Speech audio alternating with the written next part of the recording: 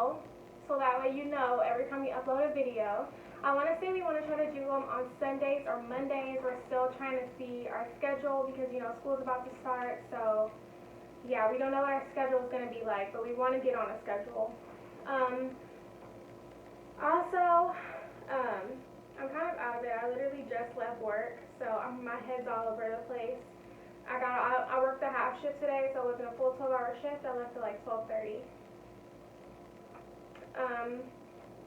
So anyways, if you like this video, like, comment, and subscribe so you don't miss any more videos from the Twin Diaries. Alright, so this video is about how to get a job at a hospital. A lot of people have been asking, because I said I was going to do a Q&A with my sister, which we are, but because this question has been asked even before, I told you guys to comment on the CNA video about what you wanted to see or any questions you wanted to ask me. This has been one of the biggest questions, one of the biggest questions is how to get a job at the hospital. So, I'm sorry I keep burping, but that's why I wanted to come today and like actually make a video just about that. So the first thing is make a resume. When you're in your CNA course anyway, they tell you that they're going to help you make a resume. I did it before they even offered to help me make a resume. I went ahead and did that. I knew how to make a resume from college because when I graduated, the last 2 years, some of my classes like helped with resumes and stuff like that, and also for grad school. So that's one thing that I will say is make a good resume. There's a bunch of sites that I hope you do it for free or I hope you do it for like $1.99, and it's actually super helpful because you put in kind of like what job you're applying for, what jobs you're looking for. So if you say like nursing or something like that, or PCT, patient care work, blah blah blah, it literally has like different things that you can put in. It'll put in the words for you, so you don't have to do all that. So super easy. So I recommend that you do that. So just go on Google and type in like resume builder or whatever, and there you go. Make sure that when you're doing your resume, you can put on there that you're currently taking a CNA, in your CNA program if you start applying, which I recommend before you finish the program, but then also if you're going to go to nursing school, put that on there because they like to see that, because they think like, oh, well, if we hire her here when she finishes her nursing program, she'll come and work for us. So that way they don't have to go looking for new employees. They already have one that wants to stay, because of course they like to have people that build on their education but stay within the company. And once you make your resume, search on Google nurse tech jobs or PCT, patient care tech jobs. That's usually what hospitals call it, or PCA. They usually call it that, especially nurse tech or PCT. So if you put that into Google and put like nurse tech jobs near me, patient care tech jobs near me, and they'll pull up probably all these hospital jobs and stuff like that, and start applying there. HCA, which is a hospital that I work for, they have hospitals all over the country, United States is what I'm talking about, once you apply for one HCA hospital, it makes it easier to apply for all because your resume is already on there. They save the things that you put in, so it makes it easier to apply for multiple jobs in multiple different hospitals. I recommend, they have really good benefits and everything, so I recommend working there. After you apply and attach your resume, I recommend applying before you finish your program, and I recommend applying after you finish the program if you still haven't found a job yet. Don't wait, because it takes a really long time for them to even weed through the applications at hospitals, because they're also hiring for nurses, they're also hiring for sitters, they're also hiring for a bunch of other positions. So it takes them a lot longer to get back to you than if you were applying at a nursing home, because it's much smaller. They don't have as many different people to hire for. At a hospital, there's like a million different positions. You could be a transporter, sitter, like a million the people that sit in tele-techs and stuff like that. So there's just a bunch of different jobs at the hospital, so it takes them a lot longer to weed through applications. So just be patient, because it does take time. So that's another tip, is Be patient, apply to jobs every couple of days because number one, they add jobs all the time. So one day you might look and there's only 3 jobs available, but you might look another day and there's like 3 other jobs available now that you didn't see before. So I would say constantly apply to jobs. Look every couple of days until you get a job, and understand that it takes about 1 or 2 months for them to get back to you on whether or not like they want you for the position. Next, if you apply before you get your CNA and you apply before you finish your CNA program, you don't have that you already have your license, you may get denied, especially if you live in places like Texas, because in Texas it's like you have to have a CNA license before before they even like consider giving you a job in the hospital. They're like very strict about that. But I did see that one of you said on our videos that you don't have to have your CNA license wherever you live. I forgot where she said that she lives, but she didn't have to have a CNA license where she lives to work in a hospital. In Texas, that is not the case, and I think in Florida too, because Florida is pretty similar to Texas. If you don't have it, they're just gonna be like deny, deny. And I applied again after I got my license to that job, and I ended up getting it, the job that I have now, and multiple other jobs. Like, I got denied, but then I was like, it's probably because I don't have my license, you know, like, of course they want me. And I applied again, and of course, I got like 12, I applied to so many jobs, y'all, it's ridiculous.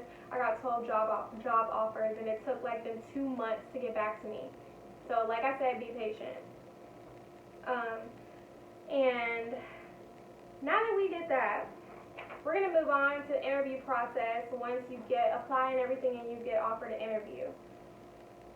The one thing I would say is be yourself, but smile. Don't be too nervous to where you don't show your personality. I know that's easier to say because naturally you just get nervous in those settings. I know I get nervous. I ramble, or I'll talk really fast, or I'll like jumble over my words, but I still smiled, I still laughed and tried to show my personality. And to some people that's endearing, so don't be like freaking out because you couldn't talk right or you couldn't say what you wanted to say. I feel like for the most part, if you just try to show your personality and try to show that if you're bubbly, that you're bubbly, or even if you're not bubbly, just smile and show that you want to be there, that, you know, like you want people to like you, like you're not hard to get along with, because that's one thing that they really look for, because it's such it's a unit, so you kind of become a family. They want people that are going to fit in with the other staff members, and they might already have difficult staff members, and they're thinking, like, for example, let's say on my unit, if they already have difficult staff members, and let's say somebody got fired, they're not going to look for somebody that, oh, that person was hard to get along with, or oh, that person was lazy, and blah, blah, blah. So they're going to be looking for somebody that's the opposite of that. So you want to show that, like, oh, no, I really want this job, and I'm going to work super hard. Show that. So some questions that they might ask you is, do you think that you'll be a great addition to the unit? If so, why? What can you offer? So tell them, like, well, I'm a really hard worker, that I actually like being in stressful situations, I blah, blah, blah. Just, you know, like, talk yourself up. Like, think of those things now. That's why I'm telling you these questions, so you know what to say when that time comes in practice. What made you become a CNA? So tell them, like, from my thing is, even after I graduated and when I was at A&M, I did a job or a volunteer program kind of thing in the hospital where I was doing kind of similar things that I'm doing now, except some of the things I wasn't allowed to do, obviously, because I'm a volunteer and I wasn't trained for that. But I was allowed to take vitals and go and talk to the patients and everything and visit with them, and I just felt like it was my calling. Like, I felt like God was telling me, this is what you're supposed to be doing, this is for you. And then I also had multiple patients tell me that, so I felt like this is why I have to be a nurse or a CNA, because it's just something that I felt like God was telling me to do. It's not like something I can explain, it's just like when you know, you know. So that's like my answer. So just think about, why did you become a CNA? Did something happen to a family member and you were like, I feel like I could do this job better, I feel like this is for me, blah, blah, blah. Tell them that. Do you do well in stressful situations? And if so, how do you cope with them?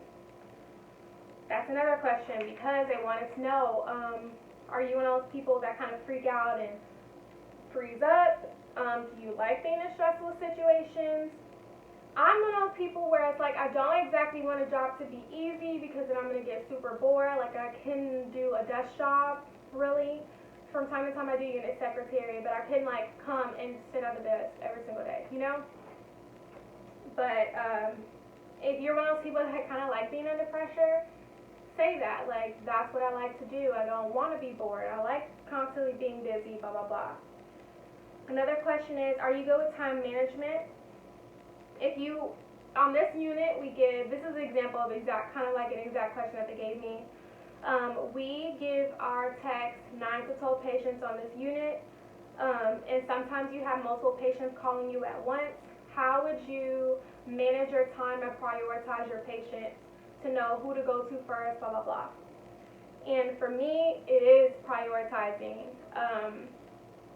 Sometimes you'll have people calling for the bathroom, or they just need somebody to help them reach their call light, or they just need you to help them call their family member, or they need to go to the bathroom, or they're having trouble breathing. Stuff like that, prioritize. Obviously, I'm going to go to the patient who has trouble breathing first. Then I might go to the patient that needs to go to the bathroom because they probably might pee on themselves or set up to that alarm. And then I'm going to go to the patient that needs help calling their daughter. Then I'm going to go to the patient that needs help just reaching their remote. Stuff like that. I forgot what my sister said, but there is like an acronym for she just said it, ABC, which is airway, breathing, what else? Airway, breathing, thanks sister. Airway, breathing, circulation, which will also help you in nursing school. She told me that all the time, but I always forget the acronym, but ABC. Airway, breathing, circulation. So I'm telling you this now, that's not something that I knew when I was doing my interview, but I know how to prioritize. So I just pretty much explained to them how to prioritize that. So I would say that airway, breathing, circulation. If somebody is saying something is obviously going to be like airway or breathing is going to be more important than somebody having to pee. You know what I mean? So they might ask you if you're in school or you plan on going back to school. If you're going to nursing school or you plan on going to nursing school, tell them that, because like I said, they're going to want to hire somebody who, once they finish nursing school, they're thinking like, oh, they're going to come back and work for us. So tell them that. That'll help you. Have you ever had clinical experience? Give me an example of a time you had a difficult patient and how you dealt with it. So I want to know that you have people skills and you know how to deal with difficult patients. Sometimes they're just patients, no matter what you do, they're always going to be unhappy. And obviously because they're in the hospital and they're sick, or maybe they're just naturally unhappy people, and that's okay. Try to stay calm. If you can't, they might fire you anyway, and you might have to go switch a patient with a different tech or something like that. That's okay. It honestly happens. It hasn't happened to me, but it's happened to people that I work with multiple times. And if that's the case, sometimes you're just going to have to get the nurse, or just going to have to get the charge nurse, and sometimes you're just going to want to go directly to the charge nurse, and that's okay. But if you've ever had a difficult patient, or if you never even worked in a clinical experience, they might just say, okay, well, if you did retail, tell me how you dealt with a difficult patient. Tell them that. And tell them that you have to remain calm. Sometimes the patient or the customer is always right. You've heard that. So, next question, if you were in an elevator and you heard a staff member talking about a patient's medical condition, what would you do, or what would you say? They're pretty much trying to make sure that you understand HIPAA, that you know that sometimes you might have to speak up on a patient's behalf if you hear a staff member in the elevator talking about another patient's medical condition, especially if another visitors or something are in the elevator as well. Like, you want to stop them and say, hey, we're not supposed to be talking about patient's medical condition. Like, if you have to go and tell your charge nurse or tell somebody else, like, do that. But I would just say, I would definitely let them know, like, hey, we shouldn't be talking about this right now. We're in an elevator, you know, like, HIPAA. So that's what I would say.